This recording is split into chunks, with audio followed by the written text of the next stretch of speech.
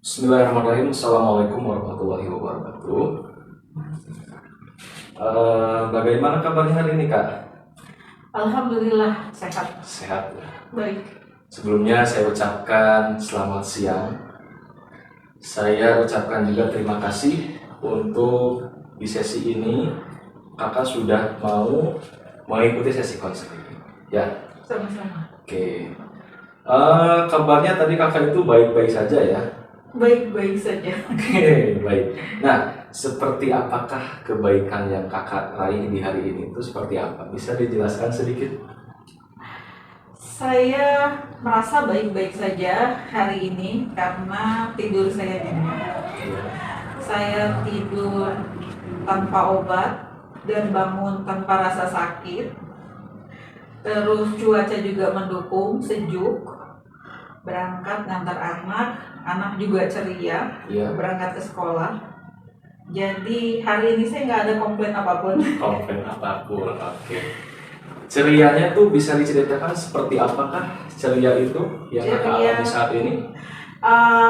Anak saya mungkin ini ya, ketika dia bisa bangun pagi jam 5 tanpa dibangunin, terus dia langsung ke kamar mandi, terus sarapan, menyiapkan baju sendiri semuanya, dan tanpa komplain, tanpa nangis, sambil nyanyi, itu sudah membangkitkan rasa hari ini saya senang banget gitu. Oke. Jadi karena dia bersemangat menjalani hari dia, Iya, saya juga jadi bersemangat. siap. Jadi keceriaan Kakak itu bisa diukur dengan hari ini itu karena adanya sosok anak yang tidak komplain ketika keinginan Kakak itu tercapai. Seperti itu Kak ya? Ya, komplainnya juga saya suka sih. Iya. Karena saya menikmati setiap proses tumbuh kembang dia. Oh, iya. Kadang ngobrol yang ngalor ngidul nggak nyambung aja bagi saya itu obat ya. Obat. Jadi misalkan obrolan dia ngobrol apa yang nggak nyambung aja, itu saya menikmati. Komplain juga bagi saya jadi anak yang bisa diurus gitu. Oh iya. Sebelumnya perkenalkan dulu, saya sebagai konselor. Nama saya Muhammad Gofar Ismail dari Universitas Muhammadiyah Kota Tasikmalaya. Oh iya. Program studi bimbingan dan konseling. Oh iya. Ya. Salam kenal Kak Ismail. Ya, Ismail ya panggilannya ya. bebas itu terserah Bebas. kakak saja. Enaknya di mana? Oke. Sebelumnya kakak bisa mengenalkan terlebih dahulu identitas kakak. Nama saya Dewi Moriza. Ya, Saya 40 tahun. 40 tahun. Pekerjaan ibu rumah tangga saat ini Ibu. dan freelance di Twitter. Freelance di Twitter. Oke, jadi punya kerjaan yang sangat luar biasa ya. Alhamdulillah itu pekerjaan impian bagi saya sih. Oh iya. Itu juga pekerjaan itu membuat bahagia nggak bagi seorang? Bahagia banget.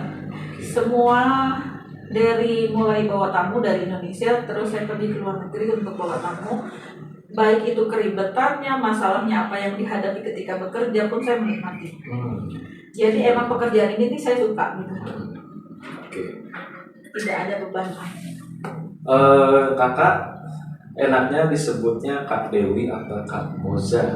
Kak Dewi boleh, Kak Moza boleh, bebas. Bebas aja ya. Sebetulnya anak lebih enak disebut Kak Moza ya? Iya boleh. Alasannya kenapa ingin disebut Kak Moza lebih nyaman gitu? Karena namanya juga masih berkaitan ya, nama saya Dewi Moriza masih ada dalam nama saya, it's okay. Kecuali panggil saya Neng Yuni, nah itu sudah nggak ada kaitan nama saya nggak nyaman. Oke. Nah Kak, selain itu kesibukan Kak Moza itu apa sekarang? Kesibukan saya punya usaha makanan. Iya. Saya juga ada food court di Jogja, kerjasama dengan PT Jogja Group ya. Ada 4 cabang, terus juga ada street food di Kampung Kuliner. Oh. Ada 6 cabang. Alhamdulillah berarti ya Kak di sini karirnya sudah enak ya Kak ya. Lebih Ya. pandai saya gitu. Alhamdulillah saya bisa mensupport diri saya dan anak saya walaupun saya seorang single mom. Iya. Untuk alamat Kakak asalnya dari mana Kak Moza? Dari Banten. Dari Banten. Serap. Tinggal di Tasik baru 2 tahun. Oh, baru 2 tahun tinggal di Tasik ya. Bagaimana pengalaman di Tasik ini, sangat menyenangkan atau tidak? Di Tasik, jujur, ini start new life bagi saya itu memulai hidup baru. Ya. Jadi dimana sebelumnya kehidupan saya di Serang Ya. bersama keluarga yang utuh, Ya. dan di Tasik ini saya berdua dengan anak saya memulai hidup baru, cukup struggling. Tapi ya saya menikmati loh kota ini, tidak terlalu macet, cuaca juga nggak terlalu panas, tidak seperti di Serang. Oh gitu. Oke. Dan orang Tasik suka jajan sehingga tempat saya ngambil bisnis makanan. Wis, mantap ya. Jadi untuk usaha kuliner bagi seorang Kak Moza itu sangat luar biasa dan sangat tepat bagi pilihan Kak Moza sendiri. Betul ya? Alhamdulillah. Oke, Kak Moza dalam sesi konseling ini kan sebelumnya kakak juga udah menjanjikan ya dalam sesi konseling pertama ini. Jadi dalam asas konseling ini ada beberapa asas. Yang pertama itu asas keterbukaan, yang mana seorang klien berani membuka suara atas semua kejadian yang telah kakak alami selama di masa hidup ini. Nah, terus ada asas kesukarelaan, yang mana asas sukarela ini kakak datang ke sini dan mengundang saya juga dan bersedia untuk mengikuti sesi konseling itu tanpa ada paksaan, betul ya Kak? Iya. Karena ingin punya kesadaran sendiri juga ya? Iya, betul. Oke. Nah, asas selanjutnya ini ada asas privasi, yang mana asas privasi ini jadi ketika Kak Dewi, Kak Moza menceritakan semua keluhan yang kakak alami saat ini akan menjadi rahasia bagi kita semua, bagi kita berdua ya. Jadi tenang saja, yang apa yang diceritakan oleh Kak Moza kepada saya silakan secara terbuka dan ini akan terjaga sampai manapun gitu kan. Oke. Ya, saya mau bertanya Kak, tujuan kakak ini mengikuti sesi ini untuk apa Kak? Tujuannya mungkin salah satu cara bisa mengobati diri. Mengobati diri. Iya. Oke. Ada rasa sakit yang bukan fisik yang mungkin terus mengendap dan tidak pernah dikeluarkan. Sebenarnya kan kita menguras apa-apa yang memberatkan sebelum itu menjadi gangguan fisik. Sejauh ini sih saya nggak ada gangguan fisik ya, alhamdulillah. Tidur juga nyenyak gitu. Tapi ada beban yang saya belum bisa rilis. Oh iya. Beban psikologis yang saya tanggung. Oke. Terus seperti apa sih Kak beban tersebut? Bisa diceritakan? Beban memaafkan orang dan mengikhlaskan kepergian orang. Jadi di sini problemnya ada dua orang yang mempengaruhi terhadap emosi Kak Moza Iya. juga. Aduh, cukup gerah ya. Oh iya. Belum mulai sudah gerah. Belum mulai sudah gerah. Maaf saya pinjam. Ya, silakan. Nah Kak, ada nggak Kak kejadian kakak atau peristiwa dalam hidup kakak yang membuat merasa tidak nyaman di saat ini?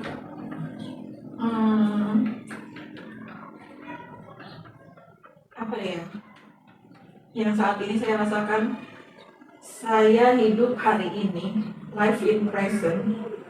Saya nggak menyesali masa lalu ataupun tidak mengkhawatirkan lagi masa depan. Seperti sebelumnya, saya selalu terburu-buru dan saya menaruh diri saya pada prioritas terakhir.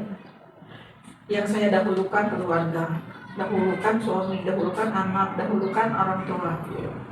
Posisi saat ini, saya memprioritaskan diri saya. Hidup hanya untuk saya kalau ada mau kesukaan apa, tidak saya tunda, saya lakukan. Saya sudah tidak menunda-nunda lagi. Karena ternyata ya hidup itu nggak pernah bisa kita duga. Saya sama suami dulu almarhum menyediakan untuk kita hidup ke depan. Kita banyak menahan sesuatu, menahan diri. Tapi ternyata pada saat kita sudah mencapainya, beliau tidak ada. Rasanya menjadi sia-sia ya. Nah akhirnya sekarang saya sudah sampai pada pemahaman hari ini saya hidup, hari ini saya nikmati. Apa yang mau saya lakukan hari ini saya lakukan. Yang membahagiakan diri saya lakukan. Penyesalan saya mungkin apa ya? Jadi masa lalu itu hanya sebagai kaca spion aja untuk saya melihat sesekali ke belakang. Sekarang fokus saya, kalau anak saya bertanya, "Mom, what is your goals?" Anak saya pernah bertanya, "Mami, tujuan Mami apa sekarang?" Itu dia masih 3 SD, dia bertanya. I said my goals is when your goals achieve. Jadi tujuan saya saat ini, cita-cita saya, melihat cita-citamu tercapai. Jadi tujuan cita-cita saya, hidup saya, melihat tujuanmu tercapai, itu cita-cita saya. Nah, luka apa sih yang saya simpan? Saya menyimpan luka masa kecil dari nenek, Ya. adiknya nenek, lebih tepatnya. Saudara berarti ya? Saudara. Muncul dari saudara. Iya. Interaksi saya sama dia jarang, tapi dia termasuk orang yang dihormati di lingkungan kita kan, di lingkungan rumah gitu. Nenek ini menorehkan luka masa kecil ke saya melalui pernyataan-pernyataannya. Ya. Dari SD, SMP, sampai saya menikah, momen bertemu itu dia selalu menghujankan kata-kata tajam. Saya nggak nyangka tuh dampaknya sampai saya besar, saya tetap dalam kebencian itu. Itu. Jadi kalau saya lagi tidak benci itu karena saya lagi nggak ingat. Ketika saya ingat saya sakit lagi. Jadi emosi negatif yang mengganggu saat ini itu ada rasa kecewa juga ya Kak? Iya. Seperti itu. Tadi kan Kakak juga menceritakan tentang sebuah tujuan ya. Ketika Kakak bisa terwujudnya cita-cita seorang anak, itu ada sebuah kebanggaan bagi Kak Moza tersendiri ya. Seperti apakah tujuan tersebut kan? Ya misalkan cita-cita anak itu seperti apakah yang Kakak ingin harapkan? Anak akan memilih jalan hidupnya sendiri dan saya mendampingi dia untuk mencapai cita-citanya. Saat ini posisinya dia suka gamers dan dia suka anime. Dia tertarik dengan bahasa Jepang, maka saya kursuskan dia bahasa Jepang. Dia lancar berbahasa Inggris, saya kursuskan dia berbahasa Inggris. Memang tidak ada kaitan kesuksesan dengan keberhasilan akademis, tapi memperluas kemungkinan, memperbesar kemungkinan dia kelak bisa sukses. Tidak ada hubungannya, tapi memperbesar kemungkinannya dia. Walaupun lulus misalkan jadi sarjana, nggak menjamin dia sukses, tapi memperluas kemungkinan itu. Nah saat ini saya dampingi dia untuk mencapai apa keinginan dia. Kebahagiaan saya, dia bisa mencapai keinginannya. Itu saya udah bahagia, Pak. Itu yang buat bahagia ya? Iya. Dari sosok muncul dari sosok anak yang memiliki tujuan, dan arah tujuan tersebut Kakak arahkan untuk menjadi pribadi yang lebih baik. Seperti itu ya cita-cita Kakak? Iya. Nah, selain cita-cita yang muncul dari anak, cita-cita dari pribadi Kakak itu apa? Ada nggak?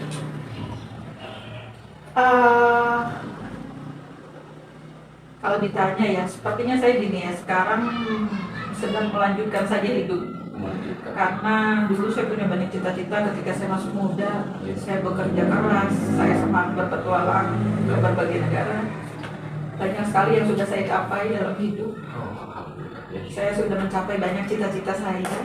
Dan saat ini saya rasanya tidak terlalu banyak cita-cita. Cita-cita saya hanya ingin membesarkan anak sebaik mungkin, memastikan dia tidur dengan baik, dia bergizi baik, dia sehat secara emosi. Jadi mensupport dia, itu saja. Kalau untuk saya pribadi, apa ya keinginan saya yang belum tercapai? Masih banyak. Apa belum terfikirkan untuk kedepannya bagaimana? Apa ya? Belum ada kepikiran apa-apa. Karena bagi saya mendampingi anak saya aja saat ini sudah cukup menyibukkan. Yang penting saya enjoy dengan aktivitasnya gitu, dan tidak menjadikannya beban sama sekali. Jadi bersyukur pagi-pagi masih bisa bangun, malam jam 9 sudah diberi ngantuk. Itu udah saya syukuri banget ya. Kak, tadi kan Kak Moza itu menceritakan tentang peristiwa yang menyakitkan bagi kakak ya. Iya. Di antara menyakitkan dari orang lain dan berduka ditinggalkan suami. Iya. Kalau boleh tahu suami Kak Moza itu kapan meninggalnya? 2021 bulan Juli tanggal 2. Iya, Sebetulnya dia 2021. meninggal itu antara tanggal 2 dan tanggal 3. Tapi saya karena ditemukannya tanggal 3, jadi tanggal 3 saya registrasikannya itu tanggal 3 Bulan apa Kak? Juli. Juli. Jadi kakak Malam sih soalnya. ada perasaan pecah juga ya ketika. Oh, amblas. Dunia saya runtuh seketika. Oh iya. Apakah kakak sebenarnya dari peristiwa meninggalnya sang suami itu emang tidak tahu dari awal apa gimana? Tahu-tahu bagaimana ceritanya Kak yang sedetailnya? Silakan, saya ikut berpartisipasi. Jadi jam 8 malam tanggal 2. Saat itu saya lagi di Tasik. Saya lagi di Tasik, suami lagi di Serang. Jam 8 malam itu kita masih video call. Ya. Erika masih membacakan cerita. Jadi kalau video call kadang Erika membaca, suami saya sambil tiduran dia dengar. Posisinya memang sudah flu, sudah mulai batuk. Dan dia juga jatuh dari motor, tapi dia rahasiakan dari saya. Oh, gitu. Saya nggak tahu dia jatuh. Cuma biar nggak khawatir mungkin, karena dia pikir itu biasa aja. Dia COVID, dia kena. Saya mau pulang, saya bilang saya rawat aja, janganlah kalau positif nanti kalian berdua kena. Akhirnya jam 8 malam itu saya masih video call, pas besok pagi saya telepon nggak diangkat. Suami saya itu tidak pernah nggak angkat telepon. Iya. Di telepon ketika bawa motor ataupun lagi gimana pun, dia akan angkat dan bilang, saya lagi bawa kendaraan, nanti saya telepon balik ya. Jadi yang namanya mengabaikan telepon saya itu nggak pernah. Pasti dia memberitahu kondisinya sedang apa, sehingga dia tidak bisa ngangkat telepon. Seperti itu. Nah, jadi jam 6 pagi saya telepon, masih tidur kali. Kok sampai jam 8 nggak telepon balik? Di luar kebiasaan. Yeah. Pasti ada yang aneh ya. Jam 8 saya telepon, jam 9 saya telepon, HP-nya hilang atau apa? Memang tadi malamnya, Bapak tidur duluan ya, udah ngantuk. Posisi saya masih video call, Erika masih video call, dia tiba-tiba pamit. Perasaannya gimana? Masih flu atau enggak? Enggak, udah sehat, besok juga udah enakan. Jadi itulah terakhir tuh obrolan. Habis itu besok pagi nggak bisa ditelepon. Saya telepon orang tua saya yang kebetulan juga di Serang tapi beda rumah untuk mengecek ke rumah. Siapa tahu HP-nya hilang. Yeah. Ternyata ya ditemukan almarhum sudah nggak ada. Dan itu kaget sekali ya. Yeah. Saya langsung dari Tasik ke Serang. Posisinya PPKM hari pertama. Yeah. Menembus ke Serang itu susah. Susah. Jam 9 pagi saya berangkat, itu ada kali 4 kali saya ganti bis. Oh, karena PPKM. Jadi nanti sampai mana turun, naik lagi sampai mana turun, belum lagi ngetem berjam-jam. Alhasil keluarga di Serang memutuskan memakamkan, menguburkan tanpa saya. Terlebih dahulu. Iya, jam 4 sore karena ditunggu saya nggak nyampe juga. Saya dari jam 9 pagi di sini sudah berangkat. Ya. Akhirnya dikuburkan tanpa saya melihat. Saya nyampe di Serang jam 12 malam. Itu shocking ya, betul. Karena apa? Jadi terakhir pertemuan saya sama dia pada saat dia ulang tahun. Saya 2 kali mengalami hal seperti ini. Pertama dengan ibu saya. Tidak lama setelah ulang tahun. Mama saya setelah ulang tahun pada saat itu minta saya untuk kulineran ke beberapa tempat. Wih, kita makan yuk di ayam segema. Ayo, wih, mama itu bercanda terus sama Erika. Seolah-olah memberi perpisahan yang manis. Jadi kayak memberi perpisahan yang indah gitu. Yeah. Pamitan. Nah ini juga suami saya belum lama ulang tahun. Jadi pas lagi ulang tahun itu 4 hari itu dia nggak mau keluar dari rumah. Kita itu di rumah, di kamar, makan, beli GoFood, saking nggak mau keluarnya. Mana memang lagi corona kan, di mana-mana lagi sudah mulai mau PPKM, sudah mulai kita menjaga diri, sudah mulai kita tuh awal-awal corona itu sudah nggak mau keluar kemana kan. Nah akhirnya udah di dalam rumah 4 hari itu nggak mau keluar. Quality time banget. Kita potong kue untuk dia ulang tahun. Bahkan dia bikin video TikTok sama saya. Hal yang tidak pernah dilakukannya. Untuk terakhir kalinya. Terakhir kalinya. Bahkan kita membuat rekaman suara, wawancara. Apakah dia bahagia selama pernikahan? Apa yang membuat dia keberatan sama saya? Bahagia nggak dia selama menikah sama saya? Nggak ada angin, nggak ada hujan, kita obrolin tuh semua kayak nge-review 10 tahun pernikahan kita tuh kayak apa. Memang tradisi ngobrol di suami saya dan saya itu sudah terbentuk sedari awal menikah. Karena memang menikah kami itu 90% isinya obrolan. Makanya itu yang saya kehilangan banget, itu nggak punya teman ngobrol sebaik dia gitu. Nah jadi ngobrol, habis itu tiba-tiba saya kehilangan teman ngobrol saya mendadak ya. Ya sudah, gimana ya, sangat berat, sangat terpukul lah. Dia nggak ada. Dia suami yang sangat baik, susah dideskripsikannya ya. Kakak dalam situasi ini sangat sedih ya ditinggal suami. Ya, sedih karena ditinggal orang baik. Mungkin kalau orang yang nggak baik, jahat, mungkin merasa terbebas. Kalau seandainya suaminya KDRT, suaminya nggak bertanggung jawab, mungkin ketika dia meninggal kita legowo, akhirnya kita bisa mulai hidup baru, ya udahlah. Tapi yang susah itu move on dari orang baik, itu susah. Butuh waktu. Prihatin juga ya atas kejadian ini. Nah Kak, Kang Muzar, selanjutnya kan tadi ada juga Kang Muzar menceritakan sebelumnya problem di antara keluarga yang membuat trauma. Seperti apakah trauma tersebut Kak? Bisa dijelaskan? Omongan nenek saya itu bukan nenek kandung ya, adiknya nenek. Kalau nenek kandung alhamdulillah sangat ngemong.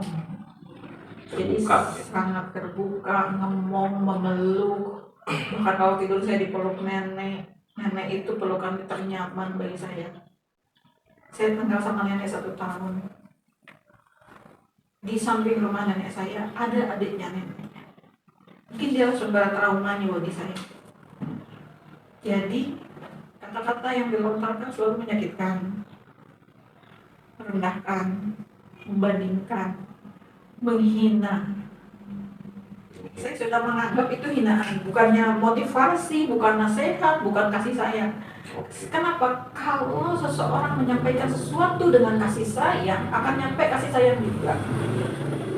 Karena kita punya vibrasi, kita bisa merasakan kan, anak kecil juga kan mungkin lebih peka ya ngerasainnya ya. Tapi kalau obrolan itu memang tendensinya bukan menasehati karena kasih sayang, maka kita akan menerima juga itu akan seperti itu gitu, seperti merendahkan lah. Di masa kecil saya kelas 6 SD saya pernah diobrolin tentang orang tua saya yang tinggal di Jakarta, saya tinggal di rumah nenek. Yo cina mata dibawa, oke ya cina. Jadi anak kecil itu dikatain yang kenapa kamu nggak dibawa itu ya karena kamunya mungkin nakal, karena kamunya itu makannya banyak. Jadi masa SD apa iya orang tua saya ninggalin saya karena itu ya? Iya, jadi itu yang menjadi trauma seperti itu kan? Menjadi ancaman bagi sebuah kampus. Jadi kita waktu SD juga mikir apa iya orang tua saya nggak sayang sama saya ya? Karena ada pernyataan dari orang dewasa kan kita percaya sama orang dewasa. Iya. Yang menyampaikan orang dewasa. Entah dia meledek atau apa tapi enggak. Saya nggak merasakan itu ledekan. Terus SMP juga. Ya masa-masa mungkin saya masa puber ya. Saat itu dianggapnya yang 14 tahun, 15 tahun.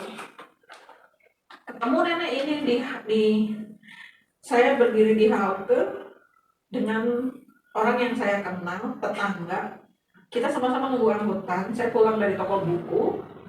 bertemu anak itu di halte, tidak sengaja. Dia menyapa saya, mau pulang dari mana? Ini habis beli buku. Dia berdiri di ujung tiang halte sini, saya berdiri di ujung tiang halte ini. Iya. Terlibat obrolan karena ya saling kenal. Oke. Lalu tiba-tiba adiknya nenek lewat pakai angkot dan turun dari angkot. Turun langsung menarik tangan saya masuk ke dalam angkot. Dan di angkot saya diceramahin bahwa tidak pantas perempuan dan laki-laki ngobrol. Padahal itu ruang terbuka publik. Tanpa saya ditanya dulu, saya merasa saya dihakimi di depan orang-orang di dalam angkot. Itu trauma kedua yang dia tanam ke saya. Yang ketiga pada saya setelah nikah. Jadi apa yang membuat saya sakit? Karena saya tidak bisa membela diri. Saya tidak bisa bilang bahwa saya itu ketemu tidak sengaja dan memang gak janjian sama anak itu. Saya nggak bisa membela diri karena beliau tua. Orang yang dituakan, orang yang dihormati, menjawab sama dengan melawan. Susah kan posisinya kalau anak-anak nggak jawab, iya kan susah. Sementara kita nggak ditanya, kenapa bisa begini gitu, tidak diverifikasi. Nah terus yang ketiga, jadi momen saya ketemu sama dia itu hanya luka-luka yang dia berikan lewat omongannya yang sadis dan bermulut tajam. Pas saya menikah punya anak telat pun, dia melontarkan kata-kata yang merendahkan saya sebagai seorang wanita. Ketidakmampuan. Berarti dia mempertanyakan kita tuh harta. Tubuh ini milik siapa? Oke. Nah itu, sehingga saat ini saya nggak mau ketemu dia tuh. Ada momen yang ketemu dia itu saya hindari. Makanya keluarga-keluarga yang lain bertanya, kenapa sih nggak pernah main ke sini? Kenapa sih? Saya bilang ada perimeter di sana. Siapa yang memblokade? Saya memblokade. Saya membuat dinding yang sangat tinggi sehingga itu nenek nggak bisa lihat ke dalam. Jadi dalam situasi ini Kak Moza sekarang memblokade diri sendiri. Iya. Karena Kak Moza setting boundaries. Ya, karena Kak Moza tersebut telah mengalami trauma. Betul ya, yang menjadi penyebab memblokade diri sendiri itu terjadinya karena trauma seperti itu ya kan? Iya. Jadi saya sekarang setting boundaries. Setelah suami saya meninggal, seperti ada jaring besar yang sedang bekerja dalam hidup saya untuk memfilter orang-orang di sekitar saya. Saya menjadi tidak lagi baik kepada semua orang. Saya sekarang baik hanya yang baik kepada saya. Karena setelah terjadi itu, membuka mata saya, bagaimana warna orang-orang di sekitar saya. The true color, people. Saya bisa melihat mana yang tulus, mana yang mempermasalahkan harta ketika suami saya meninggal. Ternyata yang tadinya saya mungkin bisa saya andalkan ketika saya sedang punya masalah, tidak bisa diandalkan. Akhirnya saya setting the boundaries. Saya sibuk membangun diri saya, membangun bisnis saya, fokus ke dalam, tidak lagi fokus keluar, dan tidak lagi berusaha menyenangkan semua orang. Akhirnya sadar kita bukan es krim, yang semua orang pasti suka. Lo nggak suka nggak sama gua, fine. Itu opinimu, bukan diriku. Gitu. Aku ya diriku, kamu nggak suka sama saya, nggak masalah bagi saya. Aku merdeka berpikir seperti itu, terserah. Saya mulai bahagia. Dari situ saya mulai bahagia ketika saya nggak terlalu peduli sama apapun. Memang ada kalanya mematikan empati itu penting. Awalnya empati kita tinggi ya. Dan membuat kita menderita. Ada kalanya mematikan empati itu penting. Di momen-momen tertentu kita harus tega udah. Kalau kita nggak enakan terus, habis kita. Betul. Nah Kak, setelah memasuki identifikasi masalah, coba Kakak cek diri Kakak setelah mengetahuinya. Saya juga telah mengetahui problem yang Kakak rasakan. Saya akan kasih pilihan kepada Kakak tentang intensitas emosional Kakak. Nah, Emosi kakak itu saya kasih pilihan dari angka 1 sampai 10. Setelah kakak menceritakan itu semua, emosional kakak sekarang ada di angka berapa? Berapa ya? Dua. Emosi terhadap siapa? Kalau terhadap dia, sorry saya menyebut nama ya. Oke, terhadap itu aja yang menjadi trauma. Yang menjadi trauma, Atau bisa dikombinasi juga. kalau dari perasaan duka saya sudah menerima, memang takdir tidak bisa diubah dan Oke. kita tidak pernah tahu. Saya mengenang dia dalam kebaikan.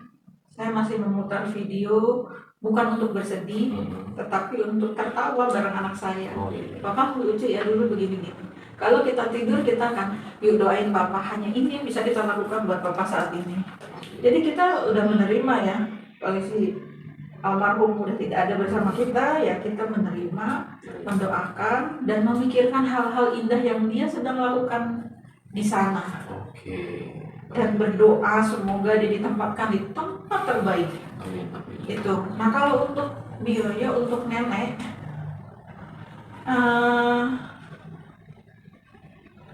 saya ngerasa bahagia kalau nggak mikirin dia. Oke. Jadi emosional kakak mungkin ada di Hanya angka cuma itu doang. 10 mungkin ada. Sama Trauma. nenek itu, mungkin kalau ketemu lagi orangnya benci lagi. Oh gitu. Itu gimana tuh?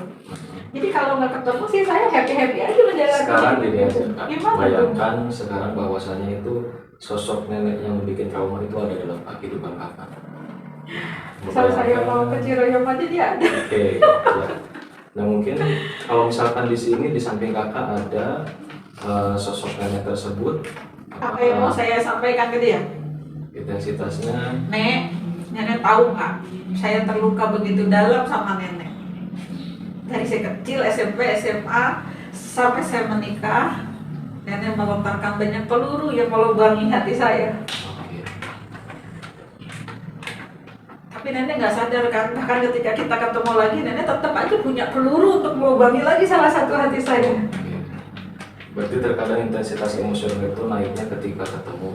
Ya, Tapi kalau bisa dibayangkan dan kakak menjelaskan seperti tadi, ada nggak di angka 10 kak? Atau kurang dari 10 emosional tersebut? ada 10. Ada 10. Oke. Sekarang kak, Sebenci itu saya sama nenek ya. oh Benci iya, banget. karena dibangun oleh rasa trauma juga kan ya. Sudah berapa lama Anda merasakan, mengalami dan menyimpan atau memendam emosi ini kak? Emosi negatif seperti tadi marah, kecewa, terus terluka, udah berapa lama dari peristiwa yang trauma itu? Nenek itu kelas 6 SD. Dari kelas 6. Maybe 30 years ago. 30 tahun lalu. 30 tahun lalu masih dipendam emosi tersebut. Karena ketemu dengan masih melukai. Oh, gitu. Nenek itu masih tetap bermulut tajam. Berarti belum ada harapan untuk berubah. Saya pikir setelah seiring berjalannya waktu, bahkan saya berusaha menemui sumber trauma saya. Lebaran masih ada suami saya sebelum mama meninggal, saya ke rumahnya. Ke rumahnya. Saya berharap melihat sosok yang ini tuh Berubah. sudah lebih kasih sayang. Oke. Mungkin dia sudah tambah sepuh kan. Kalau tambah sepuh kan bisa melontarkan kata-kata yang lebih adem, tapi dia tetap menyakiti saya, konsisten sekali. Konsisten sekali ya. Oke. Dari saya SD dianggap ditinggal sama orang tua karena masalah saya. Dari SMP saya dituduh macam-macam yang tidak saya lakukan. Oke. Dari menikah saya telah punya anak, itu pun dikomentar. Oke. Jadi momen ketemu dia nggak banyak, tapi setiap ketemu sakit hati. Perasaan itu tetap ada gitu. Kayaknya nenek ini emang berbakat, mulutnya sangat tajam, nggak nil empati sih saya pikir. Oke. Karena orang punya empati nggak akan menyakiti orang lain bahkan dengan kata-kata, nggak akan tega. Iya. Ya enggak? Betul. Kalau dianggap saya bukan siapa-siapa, jadi bisa sanggapnya enak. Tapi kan saya juga manusia, orang punya perasaan. Iya. Apa itu tidak dipikir? Apakah kalau dilemparkan itu saya sakit hati apa enggak gitu? Oke. Menanyakan anak terus menjudge tebisanin cina. Oh itu Dengan fatal kan? kata-kata itu, Iya, dan menjudge-nya? ditimpali lagi sama kakak anaknya yang pertama iya, dengan kata-kata apa? yang sama. Jadi Sama. nah atuh sudah punya Erika pun atungan hiji gitu bisa. Jadi seolah-olah mempertanyakan tubuh saya. Yang ini pemberian loh, Oke. pemberian Tuhan loh. Iya, betul. Hal yang nggak bisa kita ubah. Nah, itu. Oke. Saya rasa saya nggak punya orang yang saya benci dalam hidup saya, hanya nenek. Cuma satu aja itu. Cuma satu. Yang selama 30 tahun dipendam emosi. Iya. Oke. Nah, perasaan kakak dalam menyimpan emosi itu bagaimana dalam kehidupan Anda? Itu sih emosi yang tersimpan ya, belum terkeluar. Ketika saya nggak ada pemicunya untuk ngobrolin ini, saya merasa hidup saya baik-baik aja. Baik-baik aja. Iya, saya punya hobi, saya suka traveling. Saya traveling itu, saya datang ke sebuah negara yang saya tidak tahu bahasanya, tidak punya siapapun di sana, tidak ada siapa-siapa. Saya pergi ke sana dan saya belajar tentang masyarakat sana sendiri, itu hobi saya. Dan saya merasa hidup saya bahagia, senang gitu loh, happy. Ketika cewek-cewek sebanyak yang dikekang sama orang tuanya, orang tua saya tidak seperti itu. Orang tua saya memotivasi saya menjadi apa yang saya ingin itu, dimotivasi, Didorong ya kak ya? didorong. Ada nggak kak, misalkan tetap kakak ini menyimpan emosi ini, ada nggak ruginya menurut kakak kalau misalkan emosi ini terus disimpan oleh kakak dalam jangka waktu yang panjang seumur hidup kakak? Nggak ada sih, Ya ada. karena itu tadi ya, saya live in present sekarang, saya hidup untuk hari ini, saya mengenyahkan, cuma saya setting the boundaries. Ketika saya sudah setting the boundaries, menerapkan batasan, itu saya lebih bahagia. Lebih bahagia. Ketika saya nggak lagi mengutamakan orang-orang, mengutamakan diri sendiri. Contohnya kalau saya merasa sedih kenapa? Ingat suami udah nggak ada ya. Hari ini saya tanya anak saya mau makan apa, yuk kita makan di sana, yuk kita jalan. Itu dalam happy. Happy. Walaupun sederhana ya. Sederhana, walaupun kita cuma pergi ke pasar beli, kita masak tempe. Karena saya kan jualan makanan ya, semua stok makanan kayak ayam, sapi, kambing, bebek, semua ada di kulkas saya. Tapi apa yang saya jual itu saya jadi kehilangan minat untuk makan. Kenapa? Karena selalu masak dengan jumlah besar, akhirnya kita lost appetite. Nah, hal-hal yang sederhana ya kayak ikan asin, sambal, tempe, itu yang nikmat banget. Nah, pulang dari jemput di sekolah, saya pergi ke pasar, beli apa yang kita suka, ikan, kayak gitu tuh, udah happy. Oke. Karena ruginya itu karena tidak memiliki ada hobi ya kayak kan ada hobi Iya. disalurkan ke sana. Oke. Dan bagi saya sudah tidak menganggap beliaunya penting, jadi udah enggak. Lebih baik saya tidak usah ketemu, saya bahagia. Saya ketemu situ, saya sakit hati. Oh, iya. Dalam situasi ini apakah Anda ingin mengubah situasi tersebut supaya supaya lepas rasa benci tersebut selama 30 tahun? Iya. Dilepas. Bisa. Dia minta maaf ke saya. Oke. Itu yang mengubah situasi ketika dia bisa berminta maaf. Apakah kalau misalkan tanpa berminta maaf dia si tersangka tersebut dengan Kak Dewi sendiri gimana? Bisa nggak mengubah situasi itu tanpa dia yang berminta maaf tapi memaafkan diri? Saya sudah coba, Sudah bisa. tapi nggak bisa. Nggak bisa. Saya bilang juga, saya hidup sudah 40 tahun, sudah bertemu dengan banyak karakter orang. Saya bekerja di bidang jasa. Saya pernah kerja di media dengan tekanan yang sangat tinggi, di mana saya dituntut deadline, orang memaki kanan kiri. Saya bisa taklukin itu semua tanpa rasa benci. Jadi saya di kantor diomel-omelin, saya nggak benci sama dia, karena yang ngomelin saya saya anggap lebih pintar dari saya dan membentuk saya, karakter saya saat itu. Dan itu tidak menumbuhkan kebencian di hati saya. Jadi nggak mungkin 40 tahun saya hanya ketemu sama dia 12 sakit hati. Enggak. Saya ketemu mungkin ribuan orang seumur hidup saya. Sekali saya bawa tamu aja satu bis 47 orang. Sepanjang tahun saya terbang bawa tamu ribuan orang dengan berbagai macam karakter. Apalagi mereka yang dengan tingkat ekonomi ke atas. Biasanya ada yang humble banget, ada yang dia bossy, ada yang dia ngerendahin. Itu pun gak menumbuhkan kebencian di hati saya. Ya, karena ada hobi. Iya, karena apa? Karena saya merasa gak ada kaitannya saya sama dia. Tapi kalau nenek kan ibarat kata ada kaitan keluarga. Betul. Sakitnya mungkin di situ. Nah, hanya satu itu yang saya benci. Selain itu saya gak ada benci malam. Mau keluar dari situasi tersebut? Gimana? Mau, apakah Anda mau sebenarnya mau nggak keluar dari situasi emosi supaya Anda bisa tidak membenci nenek tersebut? Membayangkannya aja bergidik sampai saya mual. Berarti tujuannya Membayangkan wajah orangnya aja tuh saya mual. Nah, dari mual tersebut kan itu adalah sebuah kerugian juga bagi Kak Dewi. Iya. Betul ya? Mengganggu dalam kehidupan Kak Dewi? Oh enggak, kalau sampai mengganggu. Oh enggak juga? Enggak, karena saya suka grounding. Ketika ada masalah, saya grounding.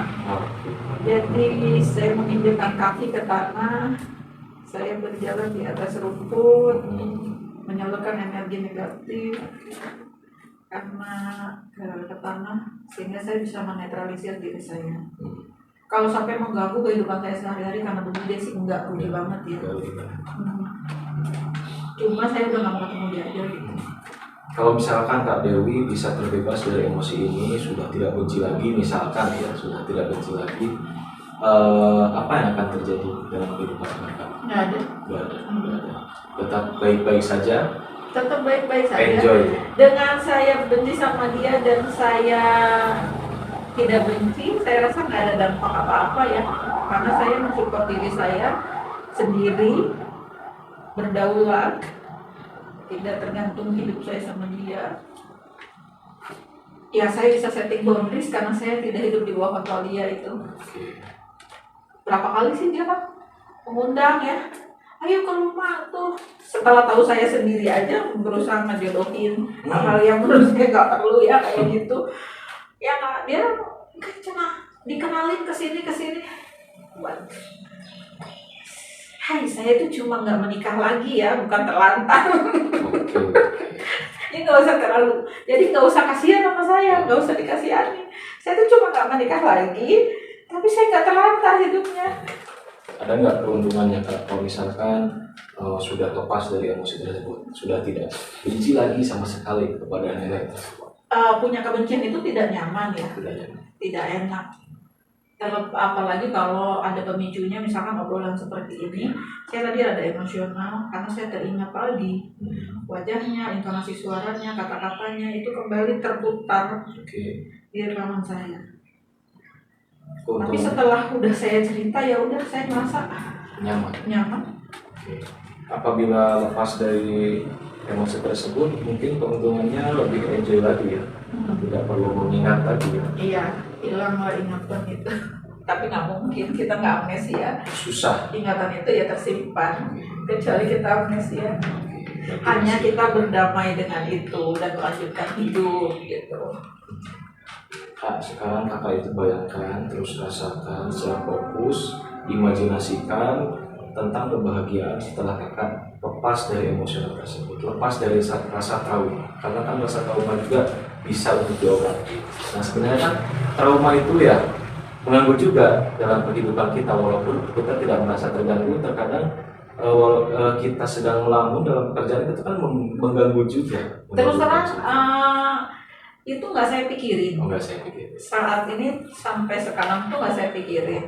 Ini karena tadi ada pertanyaan hal apa yang mengganggu dalam perasaan saya, mungkin trauma saya, apakah ada kebencian, itu membuat saya mengingat momen itu.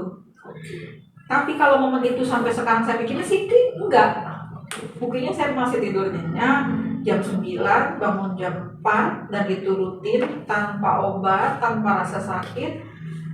artinya itu emosi itu tidak mengganggu saya. Oh, Ini keluar karena ada pertanyaan. oke. Saya punya loh rasa benci ini gitu loh. Jadi saya mengidentifikasi lagi mana sih yang saya benci. Karena biasanya saya masuk sesuatu malam mau tidur itu saya delete hal-hal yang apapun saya delete. Dari besok pagi saya tidur dengan lembaran baru. Jadi setiap pagi bangun saya bersyukur, terima kasih ya Allah, pagi ini sudah bangun tidur tadi malam nyenyak, udara pagi ini sejuk banget, terima kasih. Oke. Itu yang saya lakukan setiap hari saya melek. Terima kasih hari ini saya masih bangun. Saya bisa mengurusi anak, saya siap menerima keajaiban apa saja hari ini. Itu. Jadi pemicunya ini menjadi rasa sakit lagi karena ada pertanyaan, ada trigger lah. Oh, oke. Karena ada trigger dari pertanyaan. Kalau dipikir-pikir, apalagi yang membuat kecewa? Nggak ada. Ya, belum. Iya. Nah, kan tadi kakak di sesi pertama itu apa yang mengidentifikasi masalah, intensitas emosional 10. Nah, sekarang emosional kakak turun nggak? Turun. Jadi berapa? Jadi nol lah. Jadi 0, habis ya? Habis. Oh, oke, kalau habis. Nah, Kak, kita akan melakukan reset jalur energi ya. Barangkali kan kita juga tidak tahu, mungkin masih ada rasa trauma, rasa tersebut. Yang saya simpulkan bahwa dalam kejadian ini kakak itu merasakan mengalami rasa trauma. Ya, nah rasa trauma ini perlu kita lepaskan dalam diri kita. Nah, dalam melepaskan itu, saya punya teknik yang namanya itu emotional freedom technique. Jadi untuk melepaskan rasa trauma tersebut, dengan nanti dibantu juga dengan kalimat afirmasi tersebut. Nah, sekarang kakak bisa temukan titik reset jalur sebelah sini. Ya, Kiri. ya kiri. Sekarang kakak bisa diketuk keduanya sebelah sini antara tulang ini, mengetuk sambil kakak tarik nafas secara hembuskan. Lakukan 5 kali tarik nafas.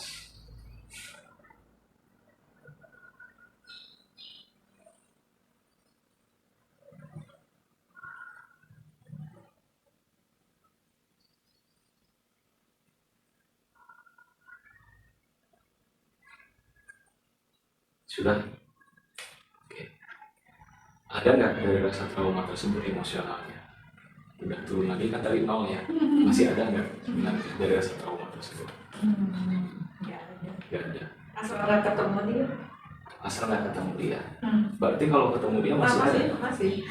Tergantung reaksi dia. Oh, tergantung reaksi. Makanya saya sebenarnya jangan kita menaruh harusnya saya nggak ke-trigger ya. Saya kenapa saya harusnya berpikir sama seperti orang yang dia itu merdeka dengan pikirannya. Itu pun saya terapkan ke semua orang kan. Mereka berhak membenci saya, mereka berhak nggak suka sama saya, dan saya oke dengan itu. Karena nggak semua orang akan suka sama kita. Dan saya, ya sudah, lu nggak suka, saya nggak akan susah payah untuk memujukmu untuk menyukai itu, nggak. Nah, harusnya saya bisa menerapkan itu pada nenek. Iya. Tapi Harusnya kata-katanya dia sudah tidak lagi melukai saya. Mau dia ngomong gitu, itu pikiranmu bukan diri saya. Judgement itu pikiranmu bukan diri saya. Harusnya saya bisa seperti itu. Tapi nggak tahu ya. Lihat deh ekspresi mukanya, ngomongannya. menyebalkan. It's really sucks. Itu emosinya naik lagi ya. Iya, aduh. Betul. Gak usah ngomong apa-apa ya sama saya. Omonganmu gak penting tuh, pengen aku sekalinya itu pengen kalau dia pas lagi ngomong yang nyakitin, pengen tak bales gitu rasanya. Tapi kan gak seimbang lawannya. Ya, betul. Satu, dia sangat jauh lebih tua yang harus kita hormati ya. Kita jauh lebih muda di bawah dia. Tapi dia konsisten. Salut saya. Jadi Gak ada perubahan sama sekali sampai sekarang. Yang saya dapat dari peristiwa kakak sendiri ya, berarti rasa trauma yang sangat berat itu sulit untuk dilepaskan ya. Nah, kita akan melakukan berusaha untuk menghilangkan trauma tersebut. Tadi kan sudah di jalur reset energi ya. Sekarang kita akan melakukan soul spot. Temukan oleh kakak titik di sini, di sebelah dada. Kiri. Mau kiri mau kanan terserah kakak. Enaknya yang mana? Kalau misalkan kanan kita menggunakan tangan sebelah sini. Tangan kanan. Kiri berarti kalau kiri kita menggunakan tangan kanan, kalau dada kiri kanan menggunakan tangan kiri. Oke. Oke, senyamannya situ ya. Di sini kakak cukup bukan mengetuk, memijit titik tersebut sambil ikuti instruksi dari saya. Iya. Meskipun saya merasa kecewa, trauma, saat saya melihat, mendengarkan, membayangkan, mengetahui, dan atau mengingat masalah yang nenek ucapkan kepada saya dan segala sesuatu yang berhubungan dengan peristiwa, kata-kata yang tidak mengenakan saya memunculkan semua perasaan tidak nyaman yang saya sebutkan tadi, dan saya tulus menerima dan menghargai diri saya seutuhnya, dan dengan kesadaran penuh saya putuskan dengan yakin, mantap, sekaranglah waktunya dan aman bagi saya, dengan tulus, ikhlas, secara permanen. Semua perasaan tidak nyaman yang saya merasakan saat ini, beserta semua perasaan tidak nyaman, apapun itu yang muncul pada kejadian paling awal, pada kejadian-kejadian lanjutan, dan pada kejadian-kejadian tersembunyi, dan atau yang saya sudah lupa, sekalipun yang menjadi penyebab atau akar masalah dari semua perasaan tidak nyaman yang saya rasakan sekarang, saya lepaskan semuanya demi kebaikan dan kemajuan hidup saya yang sungguh berharga, tanpa memendam, menyimpan rasa trauma tersebut, tanpa berkecewa lagi terhadap orang yang bikin trauma. Sekarang kakak bisa tarik nafas secara 3 kali. Dalam tarik nafas itu kakak niatkan untuk menyakitkan lega. Dalam membuangnya sisakan perasaan amarah tersebut. Sudah. Nah, intensitasnya berapa kak sekarang? Intensitasnya yang sudah lebih damai ya. Sudah lebih dalam. Oke. Nah, di sini ada lagi tahap squen. Di sini kakak tinggal sebutkan dalam hati rasa trauma kakak dengan mengetuk di sini kak. Ada 12 gitu. Jadi pertama dari pangkal alis, kedua kakak suka totok wajah ya saya di salon, dia pun mengetuk. Oke. Ini mengetuk alis, memijat alis di sini. Iya. Nah, itu enak banget setelahnya ya. Ini proses the square ini untuk menghilangkan rasa trauma kakak. Jadi ada 12 kan. Pertama di pangkal alis, kedua, ketiga, 4, 5, 6. Itu kayak tutup wajah ya. Iya. 7, terus 8 jempol, 9, 10. Ini jari ininya dilewat kelingking 11. 12 ini masuk ke tahap touch. Karate. Kita langsung saja ya, Kak. Sini ketuk sambil dalam hati melepaskan emosi tersebut, trauma tanpa disebutkan dalam kata-kata, tapi dalam hati. Sambil tarik nafas, contoh trauma. Ya bisa ya? Oke, siap. Kita mulai Kak dari sini. Tarik nafas, buang. Sebelah sini, tarik nafas, buang. Tarik nafas, buang. Tarik nafas, buang. Tarik nafas lagi, buang. Tarik nafas lagi, buang. Tarik nafas, buang. Sekarang jempolnya kan. Tarik nafas, buang. Terus sini. Tarik nafas, buang. Tarik nafas lagi, jari tangannya. buang. Langsung berkelingking, tarik nafas, buang. Sekarang karate touch sebelah sini. Tarik nafas, buang. Lepaskan. Selesai, lepaskan. Oke, sekarang tahap naikkan. Kakak tolong berdiri dulu dan simpan dulu HP-nya ya Kak, karena kita akan melakukan 2 tangan. Nah, kita ketuk di sebelah sini Kak, pas di jari tengah. Nanti saya instruksikan. Kakak di sini prosedurnya kepala dengan tegak, ya, tidak bergerak sama sekali, sambil terus-menerus mengetuk dan mengeluarkan suara tanpa mengeluarkan suara sambil melakukan naik gamut ini. Nah, nanti kakak akan diinstruksikan oleh saya untuk pertama menutup mata dengan keras, tapi jangan kepala bergerak. Terus kedua, mata melotot, buka mata secara melotot. Yang ketiga, nanti kakak bisa melirik ke sudut kanan bawah tanpa kepala kakak bergerak. Selanjutnya ke kiri, nanti juga akan saya arahkan untuk mata itu searah jarum jam, lalu putaran mata berlawanan searah jarum jam. Mata memandang lurus ke depan dengan bergumam lagu yang kakak suka. Bergumam tanpa menyanyikan contoh. Tapi kakak prosedurnya sambil mengetuk naik gamut sini. Ya, nanti saya perintahkan lagi untuk mengucapkan dengan cepat dan keras dari angka 1, 2, 3, sampai 5. Nanti kakak tinggal sebutkan 1 sampai 5 dengan keras dan cepat. Terakhir, mata tetap memandang lurus ke depan dan bergumam lagu yang suka oleh kakak. Siap Kak? Dapat dipahami? Siap. Oke, sekarang bisa lakukan terlebih dahulu Kak. Apa ya lagu? Terserah. Nah, sambil itu tarik nafas. Kepalanya tegak, tidak bergerak. Tutup mata Anda dengan keras. Fokus. Buka mata Anda secara melotot. Mata lirik ke sudut kanan bawah. Mata lirik ke sudut kanan kiri bawah. Mata melirik ke mata searah jarum jam. Putar mata searah jarum jam. Sekarang putar lagi lawanan arah jarum jam. Memandang lurus ke depan. Silakan bergumam lagu yang kakak suka.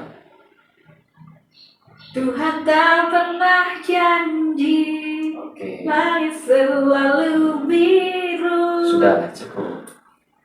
Ucapkan dengan keras oleh kakak dan cepat. Sekarang angka 1 sampai 5. 1, 2, 3, 4, 5. Bergumam kembali tentang lagu yang Anda suka. Tuhan tak pernah janji, langit selalu biru. Oke. Tetapi Dia berjanji selalu menyertai. Oke, bisa tarik nafas, lepaskan. Kenapa lagu itu ada di pikiran saya ya? Oke. Itu kan lagu animasi, itu lagu rohani. Sudah cukup. Silakan berbalik. Tiba-tiba kepikirannya lagu itu. Oke. Berarti di insentisasi ini berapakah intensitas emosional kakak setelah di-touch masuk ke tahapan the square dan 9 gamut tadi, gimana perasaannya Kak? Menyenangkan? Emosinya berapa sekarang? Emosinya ya udah lebih turun ya, tapi Di apa? berapa ya? Kayaknya kerasa ada emosi lagi. Ya, emosi lagi. Oke, kalau begitu mungkin dicukupkan sekian dalam sesi konseling pertama. Nah, saya akan memberikan tugas kepada kakak yang sebagai PR bagi kakak. Silakan kakak mau menuliskan atau membuat narasi tentang emosional kakak. Ya. Nanti kita akan ketemu lagi di sesi kedua. Saya suka menulis. Oke. Dan silakan di sana kakak bisa menulis. Menumpahkan perasaan. Oke. Afirmasi, manifestasi saya suka tulis juga. Oke. Dan itu emang satu terapi yang meringankan beban Bagi seorang. kakak. Ya, begitu saja Kak. Terima kasih Kak Ismail Oke. atas waktunya. Semoga sukses dalam karir Amin. Anda juga Amin. ke depannya. Oke. Kalau begitu saya izin pamit. Terima kasih. Ya. Assalamualaikum warahmatullahi wabarakatuh. Waalaikumsalam warahmatullahi wabarakatuh.